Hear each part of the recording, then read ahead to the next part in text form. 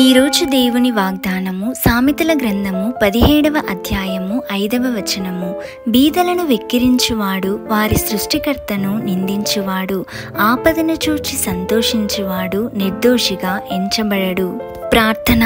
పరిశుద్రమైన దేవా, కృపగల తండ్రి, మీ పాదములకు లెక్కలేని స్తోత్రములు చెల్లిస్తున్నాం ప్రవ్వా. ఈ ఉదయకాల సమయంలో ఈ రీతిగా మమ్మల్ని హెచ్చరిస్తున్నందుకు మీకు వేలాది స్తోత్రములు తండ్రి. అవును యేసయ్య, అనేక సార్లు మేము కలిగి ఉన్న వాటిని బట్టి, మా పట్ల జాలితో మీరు మాకు చేసిన మేలులను బట్టి, ధనమును బట్టి ప్రభువా, అహంకారమును గర్వమును కలిగి ఉన్న స్థితిలో మేమున్నట్లయితే మమ్మల్ని క్షమించండి తండ్రి. అలాంటి స్వభావమును మాలో నుండి తీసివేయండి. వాక్యములో చెప్పిన రీతిగా ప్రభువా, వెక్కిరించే స్వభావము మాలో ఉంటే ఈ క్షణమే తీసివేయండి. మా హృదయాలను పవిత్రపరచండి. కనికర స్వభావమును మాలో నింపండి తండ్రి. అలాగే ప్రభువా, ఇతరుల ఆపదలను చూచి సంతోషించే వారముగా కాకుండా తండ్రి, చేయగలిగిన సహాయమును చేసేవారిగా ఉంటూ వారందరి కొరకు మీ సన్నిధిలో మొరపెట్టే వారముగా ఉండే మనస్సును మాకివ్వండి.